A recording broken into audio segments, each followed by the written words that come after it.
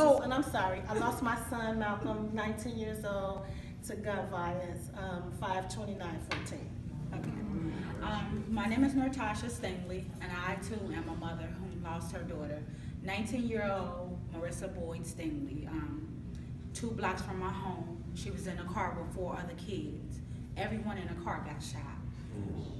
As close as I am to my friend, my sister, this is how close they were to this man. Looked him in his face and put my daughter in a car, knowing that this man was following them.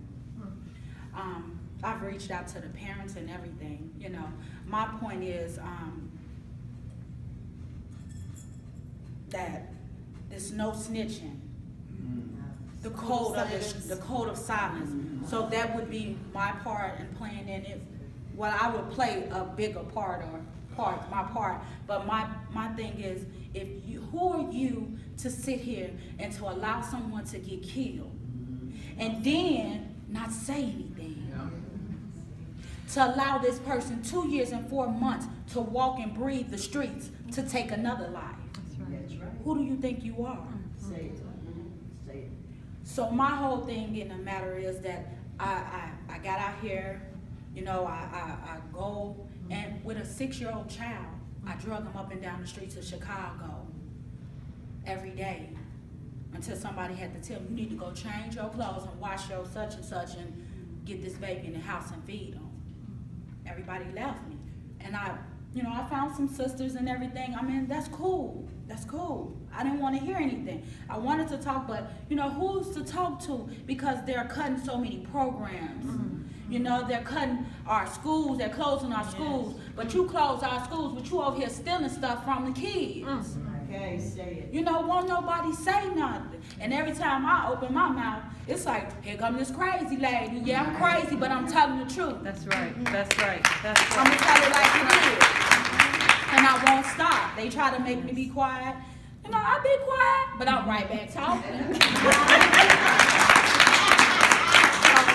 But one thing I would like to say, I'm going to give praise to God. I don't mean no harm to nobody, but we did not do this in here, and I'm a woman of God, and I just say thank you, God, and I praise God for the shift that's about to come, and it's going to come, and when it comes, we're going to shake the atmosphere. That's right. That's right. That's right. Good evening. My name is Milagros Burgos. I too am a victim. My daughter was innocently taken from gun violence. She was picking up her brother from his girlfriend's house, and a stray bullet shot her on the head, and she was gone instantly.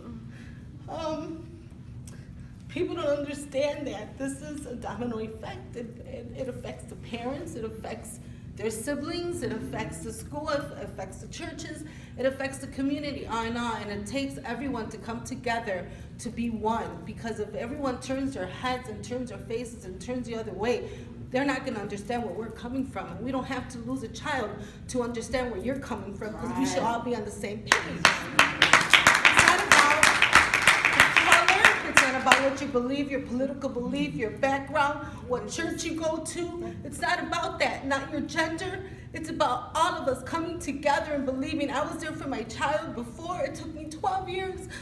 I didn't know I was able to have kids. It took me 12 years to have my daughter and then my son. And for someone to take my daughter away, just like that, in 1 second, it tormented our lives.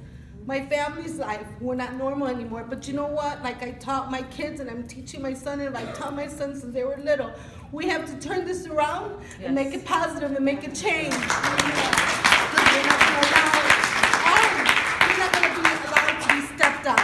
So by that being said, I thank God, because God is the one that's given me the glory to walk each step that I'm taking, and has blessed me with people like these girls and Ariel, and has given me the strength, because from the time they took my daughter's life away, the streets, I went out there because that was my therapy, because I thought that if I don't do anything and if I can't make a change to someone else's life, a parent or even a child that thinks about picking up a gun, if I cannot change that person's mind mentality, then I'm not doing anything. But if I'm out there, from the time this happened, I tried to talk to youth, to let them know that want right. people out here love you and care for you.